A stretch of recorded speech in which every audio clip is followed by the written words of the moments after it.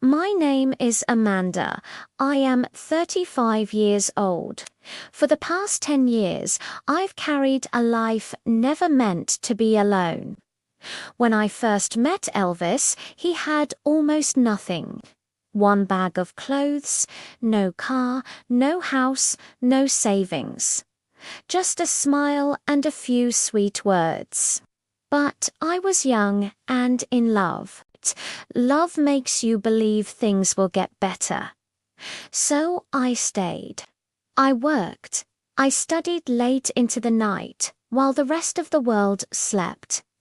I never complained. I never gave up. I told myself one day all this struggle would be worth it. Slowly, things did get better.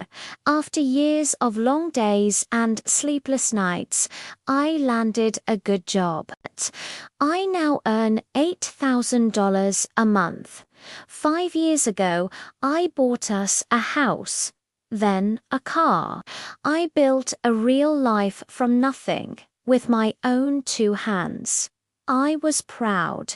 I thought we were finally becoming the family I dreamed of, but Elvis never changed. He works at a construction company, though works is generous.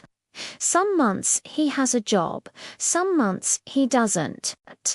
When he doesn't, he brings home nothing but excuses. I never needed him to be rich. I needed him to be present. I needed him to care, but Elvis didn't care. Not about me. Not about our son, Lucas, who is 9 years old and has his father's eyes and his mother's loneliness.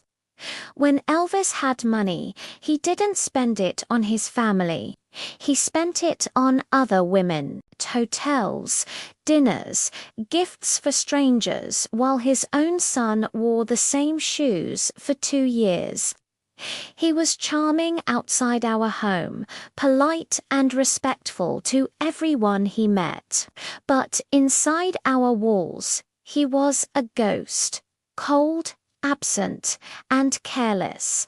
I knew about the women. I always knew. I just kept telling myself that maybe tomorrow he would wake up and remember what he had at home. But tomorrow never came. His mother made everything worse.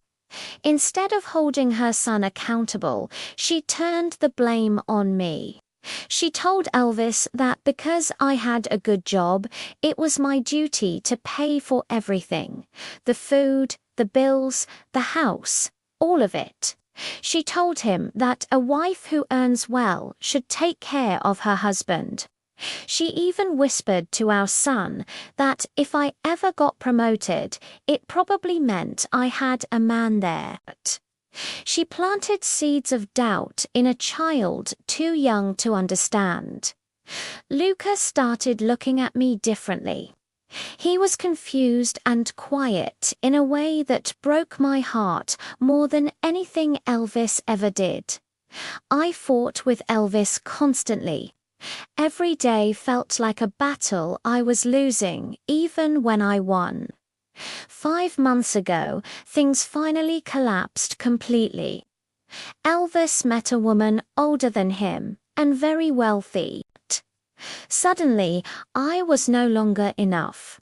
He stood in the house I had bought, in the kitchen I had paid for, and told me to leave. He said I could bring another man there if I wanted. He said he didn't care. Then he walked out the door without looking back. And I let him go. For a while, the house felt too quiet.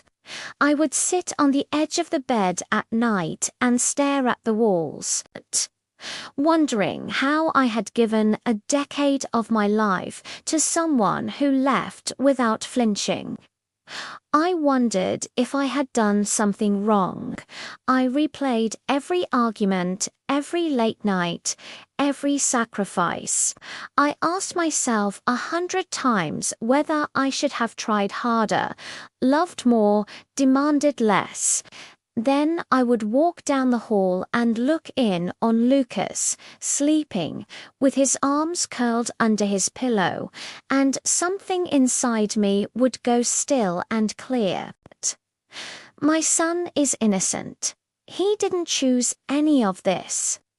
He deserves a stable home, a mother who is present and strong, and yes, ideally, a father who loves him. But does he need a father who spends the family's money on other women?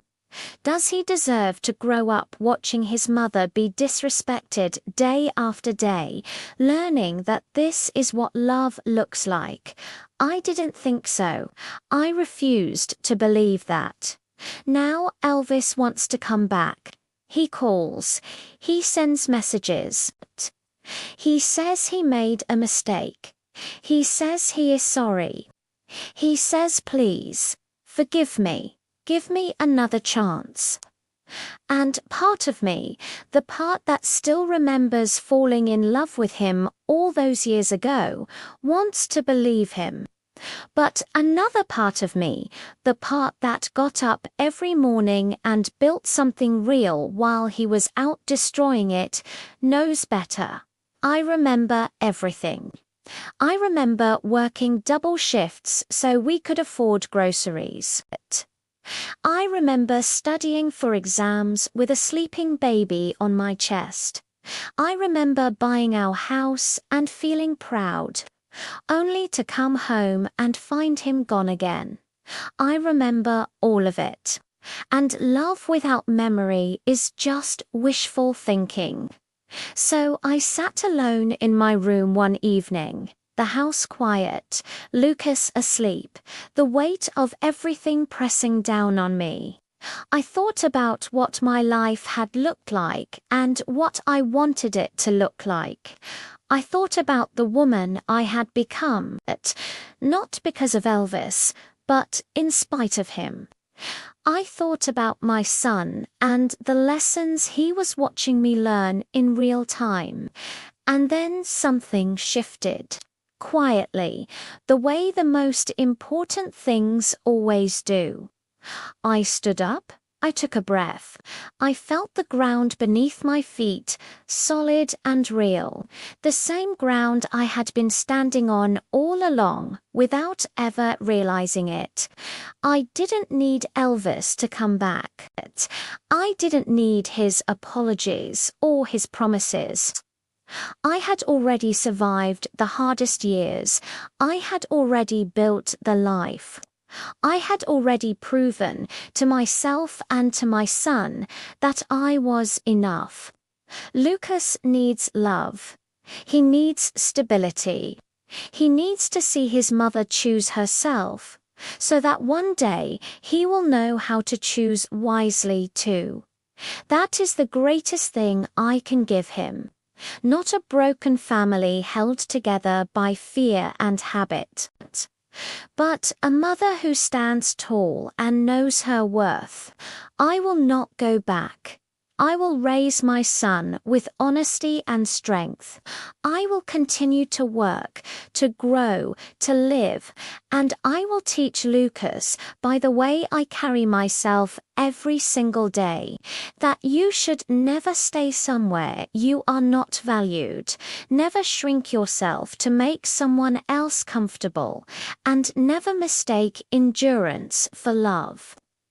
I built this life once. I will build it again, better this time. And this time I will build it for the right person, myself.